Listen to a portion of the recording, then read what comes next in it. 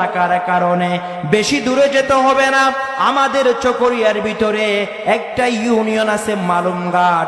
ওই মালুমঘাটের ভিতরে তাকায়া দেখেন, ও আমার মুরব্বী বাবারা, আমার যুবক ভাইয়ারা, খুব ভালো করে বুঝবেন, ওই মালুমঘাটের ভিতরে শত শত মুসলমান খ্রিস্টান হয়ে গেল, শত শত মুসলমান খ্রিস্টান হয়ে গেল। কি কারণে জানেন? শুধুমাত্র টাকার লোভের কারণে, শুধুমাত্র ভালো দামের চাকরির কারণে। এ মুসলমান, এইভাবে যদি আপনি তাকায়া দেখেন, হাজারো মানুষের অন্তরে ঈমান হারা হয়ে যাচ্ছে টাকার কারণে। কিন্তু মুসলমান, ঈমান দেওয়া যাবে না। সাহাবায়ে কেরাম ঈমানের জন্য কষ্ট করেছে। সাহাবায়ে কেরামের ইতিহাস কি আপনারা জানেন না? কত কষ্ট কাফের বেঈমান মুশরিকরা দিয়েছে। তারপরও একবারের জন্য তারা ঈমান বিক্রি করে নাই, ঈমান তারা দেয় নাই। এ মুসলমান, তারা ঈমান নেওয়ার কারণে, সাহাবায়ে কেরামের অন্তরে ঈমান থাকার কারণে রব্বে কারীম তাদের দাম আল্লাহ বাড়িয়ে দিয়েছে। কেমন ভাবে বাড়িয়ে দিয়েছে আপনারা কি জানেন না? আল্লাহ পাক রব্বুল আলামিন সাহাবায়ে কেরামের অন্তরে ঈমান থাকার কারণে তাদের সম্পর্কে কোরআনে কারীমের মধ্যে ৭০০-এর উপর আয়াত নাযিল করেছে। শুধু মুসলমান তাই নয়, আল্লাহ পাক রব্বুল আলামিন বলেন, উলাইকা আলা হুদাম মির রাব্বিহিম ওয়া উলাইকা হুমুল মুফলিহুন।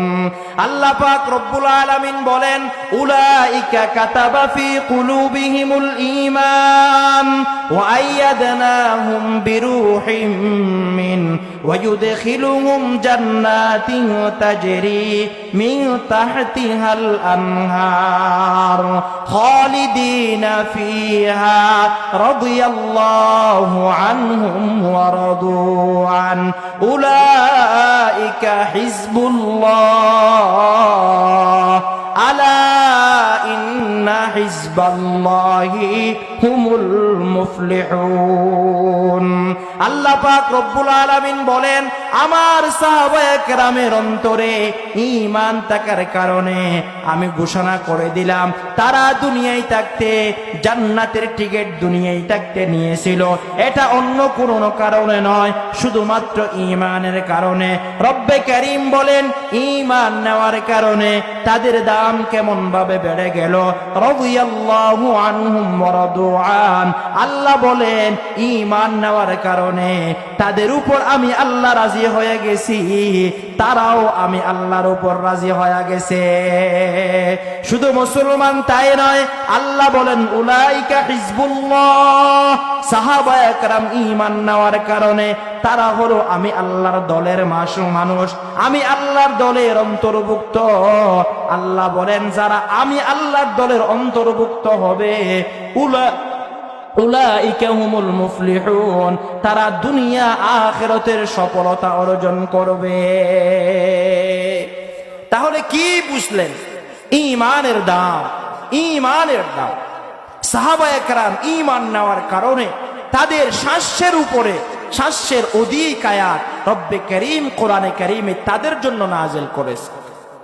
শুধু তাই নয়, রব্বে কারীম আগেই থেকে ঘোষণা দিয়ে দিয়েছে, রাদিয়াল্লাহু আনহুম ওয়া রাদু আন। তাদের জন্য আমি আল্লাহ রাজি হয়ে গেছি, আল্লাহও তাদের উপর রাজি হয়ে গেছে। এ মুসলমান, এজন্য ঈমান গুরুত্বপূর্ণ একটা সম্পদ। ঈমানের দাম বুঝতে হবে, ঈমানের মর্যাদা বুঝতে হবে। এই ঈমানের মর্যাদা যদি আমরা বুঝতে পারতাম, তাহলে মুসলমান নামাজ না পড়ে করে থাকতে পারতো না। ঈমানের দাম যদি বুঝতো, মানুষের হক খেতে পারতো না।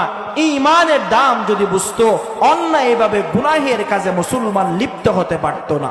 এটা এ সমস্ত অপসংস্কারের মধ্যে আমরা লিপ্ত হয়ে আছি ঈমানের দাম না বুঝার কারণে।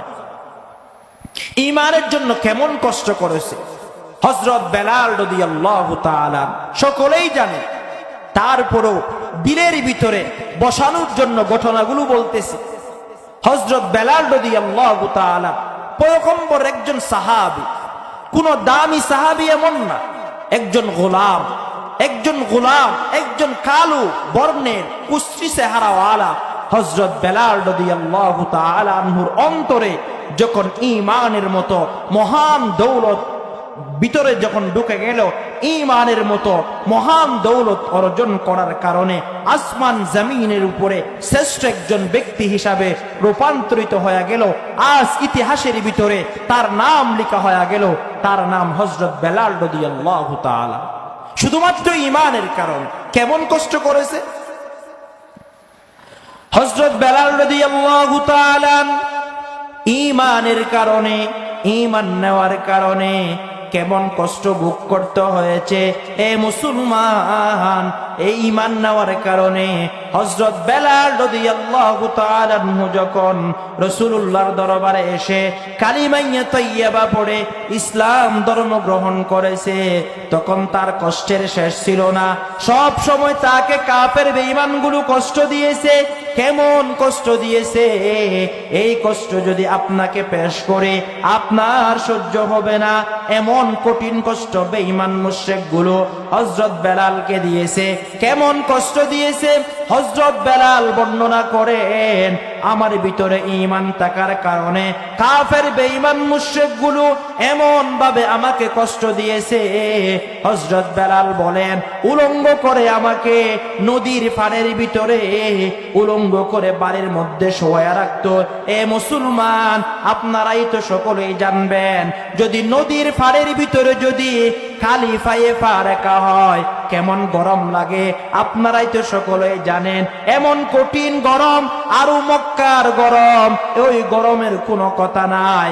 এমন গরম বাড়ির ভিতরে হযরত বেলাল রাদিয়াল্লাহু তাআলা আনহুকে উলঙ্গ করে শোয়াইয়ে তার উপরে পাথর চাপিয়ে দিত এবং বলতো, তুই ঈমান ছেড়ে দে, তুই ঈমান ছেড়ে দে। তখন বেলাল বলতো, না না, বেঈমানগুলো আল্লাহকে স্বীকার করেছি, ঈমান দেওয়া যাবে না। মুহাম্মদুর রাসূলুল্লাহর উপর ঈমান এনেছি, এই ঈমান আমি দিতে পারবো না। তুমি যতই কষ্ট দাও না কেন, আল্লাহর কসম আমি ঈমান দিব না। এই বলে বলে হযরত বেলাল রাদিয়াল্লাহু তাআলা আল্লাহু আহাদ আহাদ বলতো। তারা যখন কষ্ট দিত, বেলাল আল্লাহু আহাদ আল্লাহু আহাদ শব্দ করতো। শুধু মুসলমান তাই নয়, বেলাল বর্ণনা করেন জ্বলন্ত কয়লা বিছিয়ে তার উপর আমাকে শোয়া রাখতো, তার উপর আমাকে শোয়া, তার উপরও পাথর চাপায়া দিত। এ মুসলমান, এমন কষ্ট কি সহ্য করা যাবে?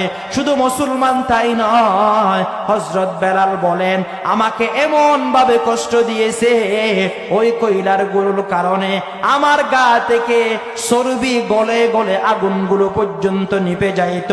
তার উপরও